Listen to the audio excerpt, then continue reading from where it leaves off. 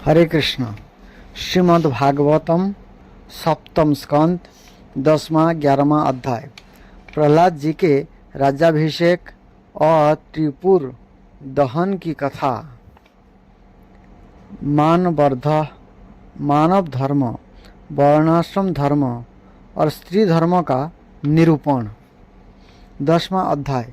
प्रहलाद जी के राज्याभिषेक और त्रिपुर दहन की कथा। नारद जी कहते हैं, प्रहलाद जी ने बालक होने पर भी वही समझा कि वरदान मांगना प्रेम भक्तों का विघ्न है, इसलिए कुछ मुस्कुराते हुए ये भगवान से बोले। प्रहलाद जी ने कहा, प्रभु, मैं जन्म से ही विषय भोगों में आसक्त हूँ। आप मुझे इन वरों के द्वारा आप लुभाइए नहीं। मैं उन भोगों के संग से डरकर उनके द्वारा होने वाली तीव्र वेदना का अनुभव कर उनसे छूटने की अभिलाषा से ही आपके शरण में आया हूँ। भगवान, मुझ में भक्त के लक्षण है या नहीं, यह जानने के लिए आपने अपने भक्तों को वरदान मांगने की और प्रेरित किया है। ये विषय भोग हृदय की गांठ को और भी मजबूत करने वाले तथा बार बार जन्म मृत्यु के चक्र में डालने वाले हैं। जगत गुरु परीक्षा के सिवा ऐसा कहने का और कोई कारण नहीं दिखता, क्योंकि आप परम दयालु हैं। अपने भक्तों को भोगों में फंसाने वाला वर कैसे दे सकते हैं? आपसे जो सेवक अपनी कामनाएं पूर्ण करना चाहते हैं, यह सेवक नहीं, यह तो लेन देन करने वाला निरा बनिया है। जो स्वामी से अपनी कामनाओं की पूर्ति चाहता है, स्वामी से अपनी कामना की पूर्ति चाहता है, वह सेवक नहीं। और जो सब सेवक से सेवा कराने के लिए, उसका स्वामी बनने के लिए उनकी कामनाएं पूर्ण करता है, वह स्वामी नहीं। मैं आपका निष्काम सेवक हूँ और आप मेरे निरपेक्ष स्वामी है। जैसे राजा और उसके सेवकों का निरपेक्ष स्वामी है, जैसे राजा और सेवकों सब उसके सेवकों का प्रयोजनवश स्वामी सेवक का संबंध रहता है, ऐसा तो मेरा और आपका संबंध है ही नहीं। मेरे वरदानी शिरोमणि स्वामी, यदि आप मुझे मुँह मांगा वर देना ही चाहते हैं, तो वह वर दीजिए कि मेरे हृदय में कभी किसी कामना का बीज अंकुरित ही ना हो। हृदय में किसी भी कामना के उदय होते ही इंद्रिय, मन, प्राण, देह, धर्म, धैर्य, बुद्धि, लज्जा, श्री, तेज, स्मृति और सत्य, ये सब के सब नष्ट हो जाते हैं। कमल नयन, जिस समय मनुष्य अपने मन में रहने वाली कामनाओं का परित्याग कर देता है, उसी समय यह भगवत स्वरूप को प्राप्त कर लेता है। भगवान, आपको नमस्कार है। आप सबके हृदय में विराजमान उदार शिरोमणि स्वयं परब्रह्म परमात्मा है। अद्भुत निसिंह रूपधारी श्री हरि के चरणों में मैं बार बार प्रणाम करता हूँ। श्री नृसिंह भगवान ने कहा, प्रहलाद, तुम्हारे जैसे मेरे एकांत प्रेमी इस लोक अथवा परलोक की किसी भी वस्तु के लिए कभी कोई कामना नहीं करते। फिर भी अधिक नहीं, केवल एक मनमंत्र तक मेरी प्रसन्नता के लिए तुम इस लोक में दैत्याधिपतियों के समस्त भोग स्वीकार कर लो।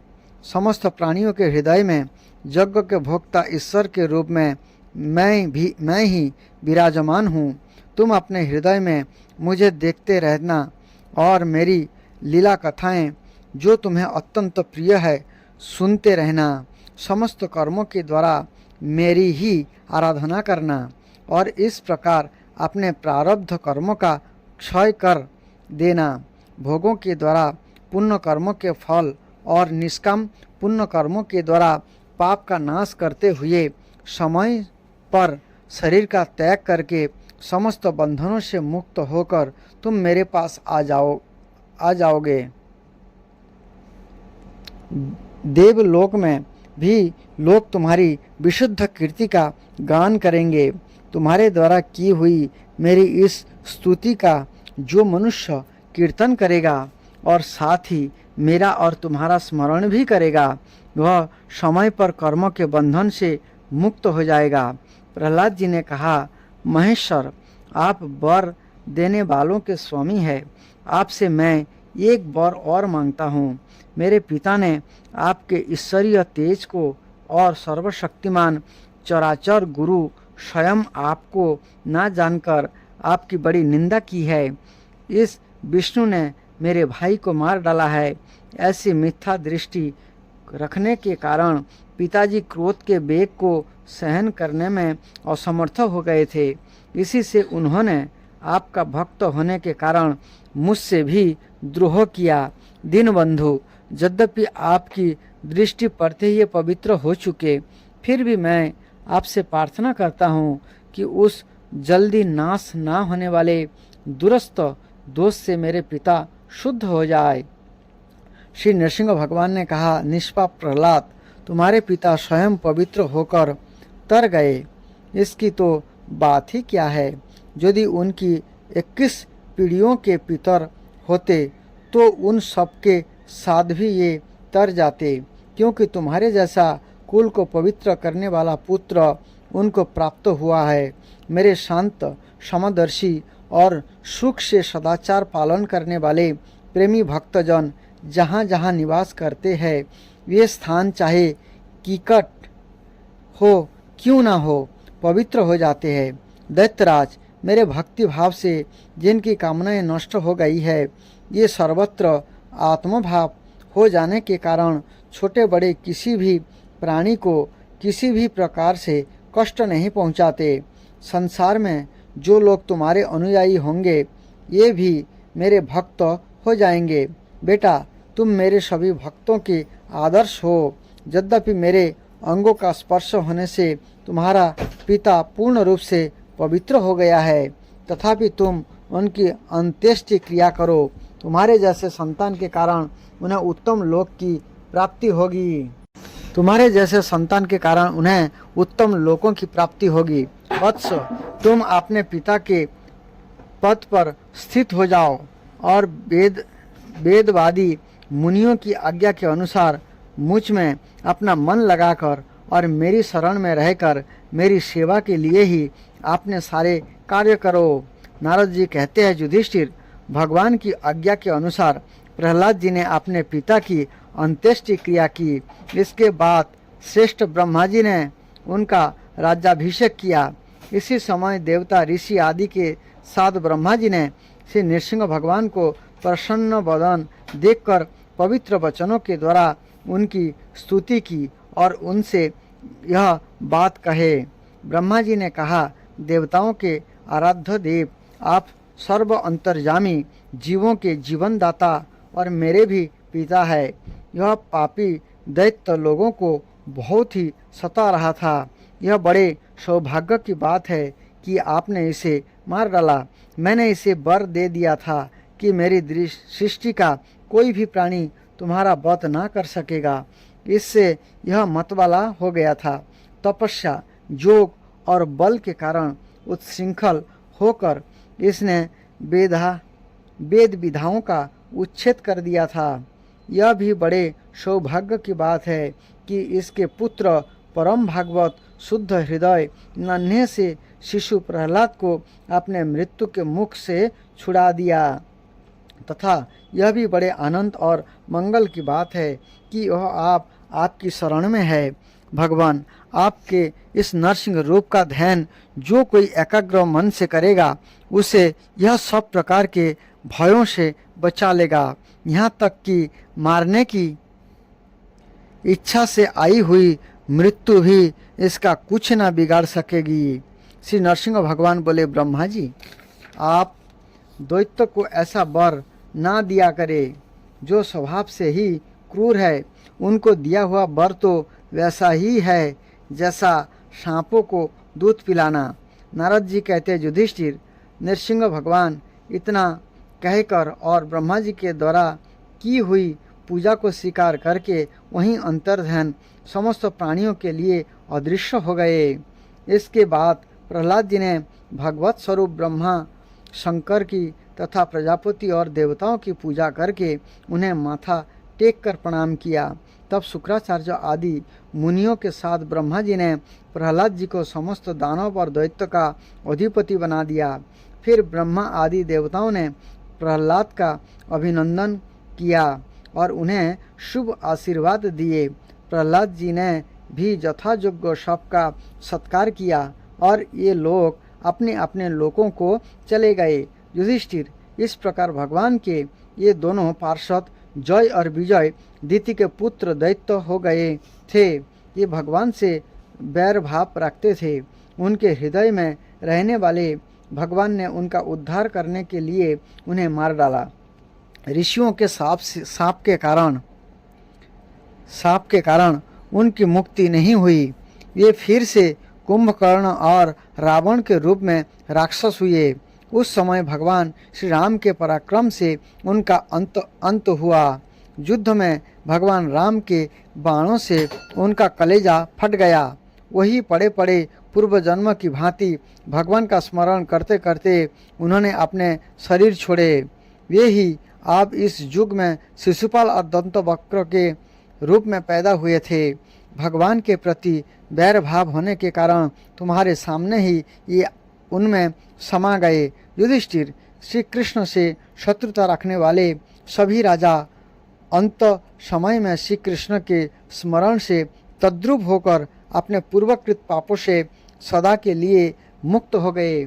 जैसे भृंगी के द्वारा पकड़ा हुआ कीड़ा भय से ही उसका स्वरूप प्राप्त कर लेता है, जिस प्रकार भगवान के प्यारे भक्त अपने देह भाव रहित अनन्य भक्ति के द्वारा भगवत स्वरूप को प्राप्त कर लेते हैं, वैसे ही शिशुपाल आदि नरपति भी भगवान के बैर भाव जनित अनन्य चिंतन से भगवान के सारूप्य को प्राप्त हो गए।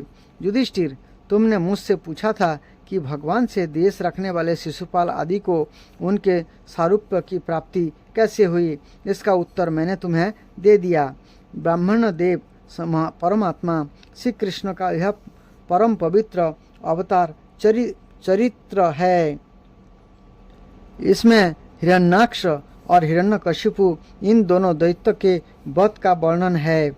इस संसार में इस प्रसंग में भगवान के परम भक्त प्रहलाद का चरित्र, भक्ति, ज्ञान, वैराग्य एवं संसार की सृष्टि, स्थिति और प्रलय के स्वामी श्री हरि के यथार्थ स्वरूप तथा उनके दिव्य गुण एवं लीलाओं का वर्णन है।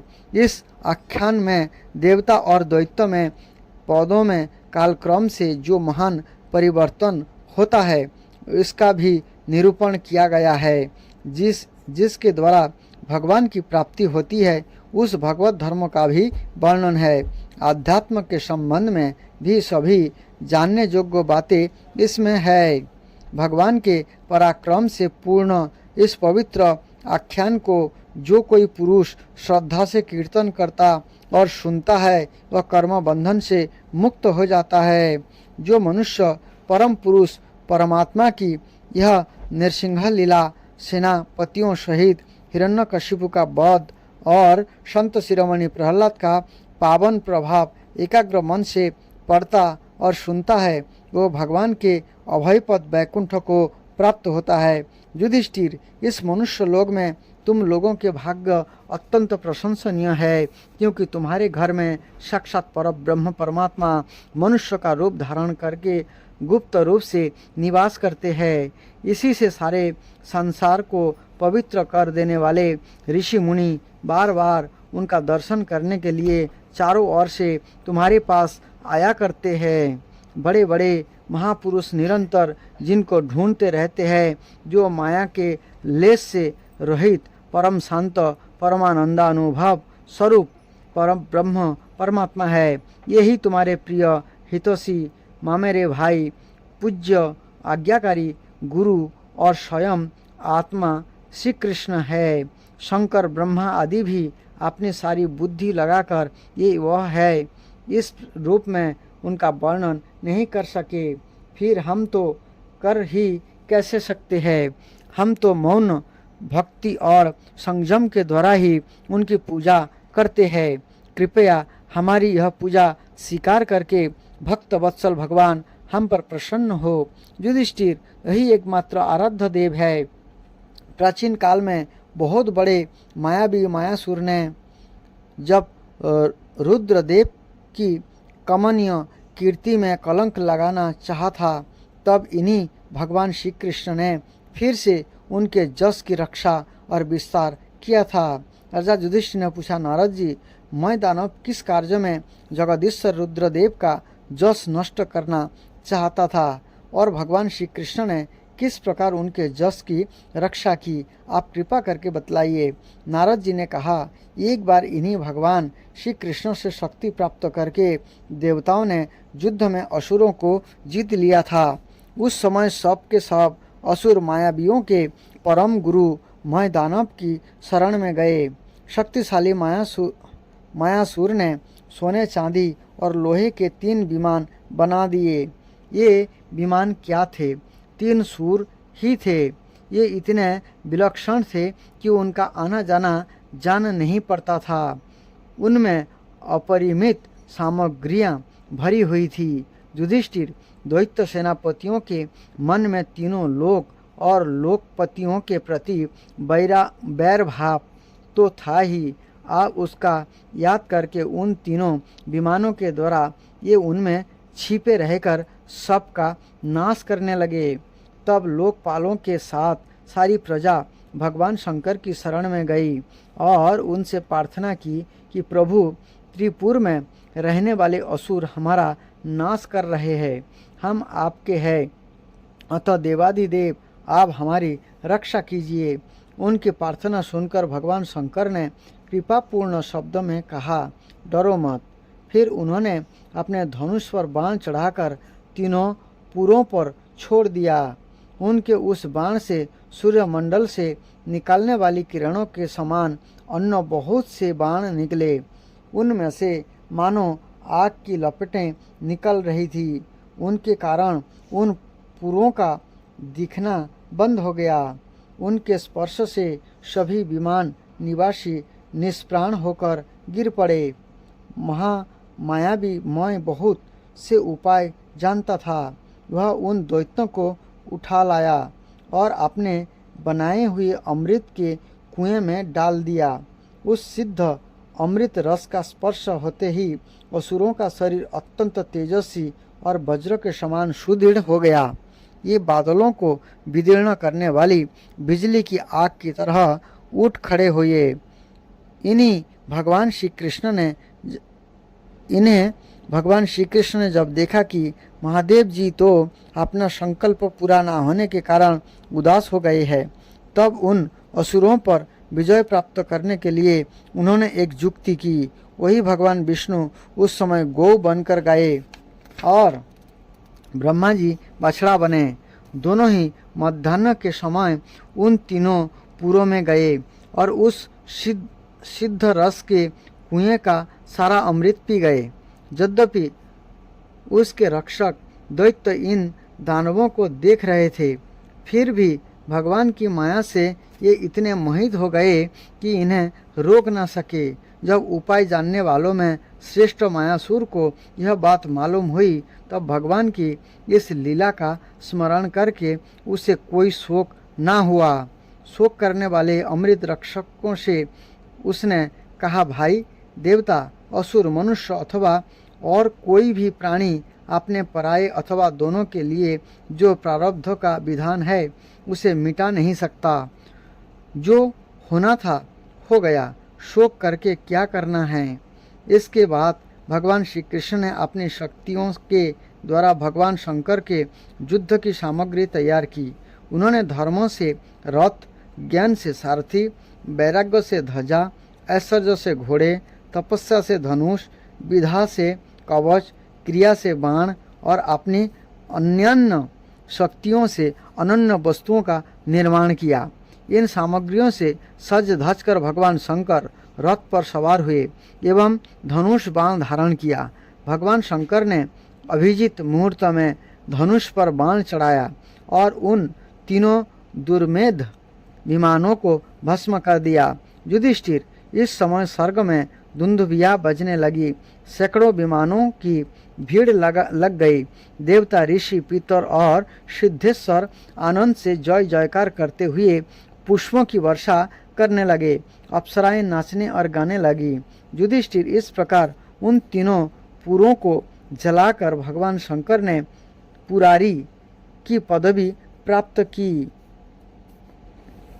और ब्रह्मा आदि की स्तुति सुनते हुए अपने धाम को चले गए। आत्मस्वरूप जगत गुरु भगवान श्री कृष्ण इस प्रकार अपनी माया से जो मनुष्य की सी लीलाएं करते हैं, ऋषि लोग उन्हीं अनेकों लोक पावन लीलाओं का गान किया करते हैं। देवताओं, आप मैं तुम्हें और क्या सुनाऊं। 11वां अध्याय मानव धर्म, वर्ण धर्म और स्त्री धर्म का निरूपण। श्री सुखदेव जी कहते हैं, भगवान मैं प्रहलाद जी के साधु समाज में सम्मानित पवित्र चरित्र सुनकर संत शिरोमणि युधिष्ठिर को बड़ा आनंद हुआ। उन्होंने नारद जी से और भी पूछा। युधिष्ठिर ने कहा, भगवान आप मैं वर्ण और आश्रम के सदाचार के साथ मनुष्य के सनातन धर्म का श्रवण करना चाहता हूँ, क्योंकि धर्म से ही मनुष्य को ज्ञान, भगवत प्रेम और साक्षात परम पुरुष भगवान की प्राप्ति होती है। आप स्वयं प्रजापति ब्रह्मा जी के पुत्र हैं और नारद जी आपकी तपस्या, योग एवं समाधि के कारण ये अपने दूसरे पुत्र की अपेक्षा आपका अधिक सम्मान भी करते हैं। आपके समान नारायण परायण, दयालु, सदाचारी और शांत ब्राह्मण धर्म के गुप्त से गुप्त रहस्य को जैसा यथार्थ रूप से जानते हैं, दूसरे लोग वैसा नहीं जानते। नारद जी ने कहा, युधिष्ठिर, अजन्मा भगवान ही समस्त धर्मों के मूल कारण है। वही प्रभु चराचर जगत के कल्याण के लिए धर्म और दक्ष पुत्री मूर्ति के द्वारा अपने अंश से अवतीर्ण होकर बद्री का आश्रम में तपस्या कर रहे हैं। उन नारायण भगवान को नमस्कार करके उन्हीं के मुख से सुने हुए सनातन धर्म का मैं वर्णन करता हूँ। युधिष्ठिर, सर्ववेद स्वरूप भगवान श्री हरि, उनका तत्व जानने वाले महर्षियों की स्मृतियाँ और जिससे आत्मग्लानि न होकर आत्म प्रसाद की उपलब्धि हो, यह कर्म धर्म के मूल है। युधिष्ठिर, धर्म के ये 30 लक्षण शास्त्र में कहे गए हैं।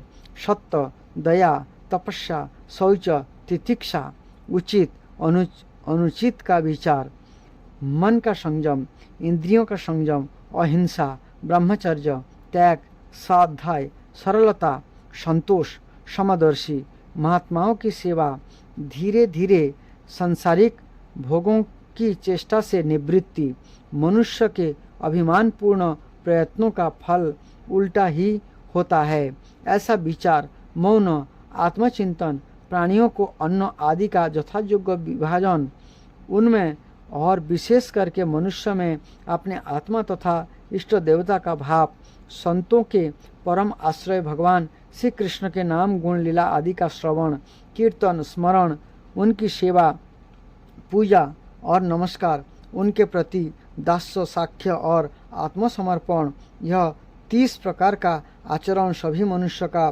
परम धर्म है। इसके पालन से सर्वात्मा भगवान प्रसन्न होते हैं। धर्मराज, जिनके वंश में अखंड रूप से संस्कार होते आए हैं और जिन्हें ब्रह्मा जी ने संस्कार के योग्य स्वीकार किया है, उन्हें द्विज कहते हैं। जन्म और कर्मों से शुद्ध द्विज के लिए यज्ञ, अध्ययन, दान और ब्रह्मचर्य आदि आश्रमों के विशेष कर्मों का विधान है। अध्ययन, अध्यापन, दान लेना, दान देना और यज्ञ करना, यज्ञ कराना, ये 6 कर्म ब्राह्मण के हैं। क्षत्रियों को दान नहीं लेना चाहिए। प्रजा की रक्षा करने वाले क्षत्रियों का जीवन निर्वाह ब्राह्मण के सिवा और सबसे यथायोग्य कर तथा दंड अर्थात जुर्माना आदि को द्वारा होता है। वैश्य को सर्वदा ब्राह्मण वंश का अनुयायी रहकर गोरक्षक, कृषि एवं व्यापार के द्वारा अपनी जीविका चलानी चाहिए। शूद्र का धर्म है दी जातियों की सेवा, जिसकी जीविका का निर्वाह उसका स्वामी करता है। ब्राह्मण के जीवन निर्वाह के साधन 4 प्रकार के हैं: वार्ता, सलीन, जाजाबर और शिलोच्छन। इनमें से पीछे पीछे की वृत्तियां अपेक्षाकृत श्रेष्ठ है। निम्न वर्णों का पुरुष बिना आपत्ति काल के उत्तम वर्ण की वृत्तियों का अवलंबन ना करे। क्षत्रिय दान लेना छोड़कर ब्राह्मण की शेष 5 वृत्तियों का अवलंबन ले सकता है। आपत्ति काल में सब वृत्तियों को स्वीकार कर सकते हैं। ऋण, अमृत, मृत, प्रमृत और सत्यानृत, इनमें से किसी भी वृत्ति का आश्रय ले, परंतु समान वृत्ति का अवलंबन कभी ना करे। बाजार में पड़े हुए अन्न उच्च तथा खेतों में पड़े हुए अन्न शील को बीन कर शिलोच्छ वृत्ति से जीवन का निर्वाह करना रित है। बिना मांगे जो कुछ मिल जाए उसी अयाचित शालीन वृत्ति के द्वारा जीवन निर्वाह करना अमृत है। नित्य मांग कर लाना अर्थात जाजाबर वृत्ति के द्वारा जीवन यापन करना मृत है। कृषि आदि के द्वारा वार्ता वृत्ति से जीवन निर्वाह करना प्रमृत है। वाणिज्य सत्ता नृत है और निम्न वर्ण की सेवा करना सान वृत्ति है। ब्राह्मण और क्षत्रिय को इस अंतिम निंदित वृत्ति का कभी आश्रय नहीं लेना चाहिए, क्योंकि ब्राह्मण सर्ववेदमय और क्षत्रिय राजा सर्वदेवमय है। यज्ञ अध्ययन आदि कराकर धन लेना, बिना मांगे जो कुछ मिल जाए उसी में निर्वाह करना, नित्य प्रति धान्य आदि मांग लाना, किसान के खेत काट कर अन्य घरों को ले जाने पर पृथ्वी पर जो कण पड़े रहे जाते हैं उन्हें सील तथा बाजार में पड़े हुए अन्न के दाने को उच्च कहते हैं। उन सील और उच्छों को बीन कर अपना निर्वाह करना शिलोच्छन वृत्ति है। शम, दम, तप, शौच, संतोष, क्षमा, सरलता, ज्ञान, दया, भगवत परायणता और सत्य ये ब्राह्मण के लक्षण है। युद्ध में उत्साह, वीरता, धीरता, तेजस्विता, त्याग, मनोजय, क्षमा, ब्राह्मण के प्रति भक्ति, अनुग्रह और प्रजा की रक्षा करना ये क्षत्रियों के लक्षण है। देवता, गुरु और भगवान के प्रति भक्ति, अर्थ, धर्म और काम ये 3 पुरुषार्थों की रक्षा करना, आस्तिकता, उद्योगशीलता और व्यावहारिक निपुणता ये वैश्य के लक्षण है। उच्च वर्ण के सामने विनम्र रहना, पवित्रता, स्वामी की निष्कपट सेवा, वैदिक मंत्र से रहित यज्ञ, चोरी ना करना, सत्य तथा गौ ब्राह्मणों की रक्षा करना ये शूद्र के लक्षण है।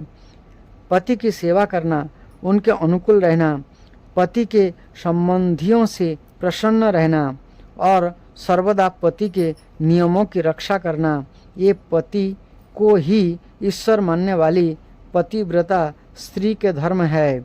साध्वी स्त्री को चाहिए कि झाड़ने, बुहारने, लिपने तथा चौक पुरने आदि से घर को और मनोहर वस्त्राभूषण से अपने शरीर को अलंकृत रखे, सामग्रियों को साफ सुथरी रखे, अपने पतिदेव की छोटी बड़ी इच्छाओं को समय के अनुसार पूर्ण करे, विनय, इंद्रिय संयम, सत्य एवं प्रिय वचनों से प्रेम पूर्वक पतिदेव की सेवा करे, जो कुछ मिल जाए उसी में संतुष्ट रहे, किसी भी वस्तु के लिए ललचावे नहीं, सभी कार्यों में चतुर एवं धर्मज्ञ हो, सत्य और प्रिय बोले, अपने कर्तव्य में सावधान रहे, पतिव्रता और प्रेम से परिपूर्ण रहकर यदि पति पतित ना हो तो उसका सहवास करे, जो लक्ष्मी जी के समान पतिपरायण होकर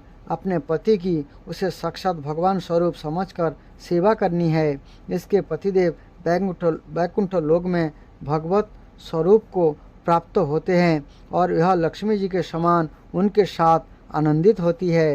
युधिष्ठिर, जो चोरी तथा अन्य पाप कर्म नहीं करते, उन अनंतज तथा चंडाल आदि अंत्यवसायी वर्ण संकर जातियों की वृत्तियां वे ही है जो कुल परंपरा से उनके यहाँ चली आई है। वेद दर्शी ऋषि मुनियों ने युग युग में प्राय मनुष्य के स्वभाव के अनुसार धर्म की व्यवस्था की है। वही धर्म उनके लिए इस लोक और परलोक में कल्याणकारी है। जो स्वाभाविक वृत्ति का आश्रय लेकर अपने धर्म का पालन करता है, वह धीरे धीरे उन स्वाभाविक कर्मों से भी ऊपर उठ जाते हैं और गुणातीत हो जाता है। महाराज, जिस प्रकार बार बार बोने से खेत स्वयं ही शक्तिशाली हो जाता है और उसमें अंकुर उगना बंद हो जाता है, यहाँ तक कि उसमें बोया हुआ बीज भी नष्ट हो जाता है, उसी प्रकार वह चित्त जो वासनाओं का खजाना है, विषय का अत्यंत सेवन करने से स्वयं ही उब जाता है। परंतु स्वल्प भोगों से ऐसे नहीं होता। जैसे एक एक बूंद घी डालने से आग नहीं बुझती, परंतु एक ही साथ अधिक घी पड़ जाए तो वह बुझ जाती है। जिस पुरुष के वर्ण को बतलाने वाला जो लक्षण कहा गया है, यह यदि दूसरे वर्ण वाले में भी मिले तो उसे भी इसी वर्ण का समझना चाहिए। हरे कृष्णा।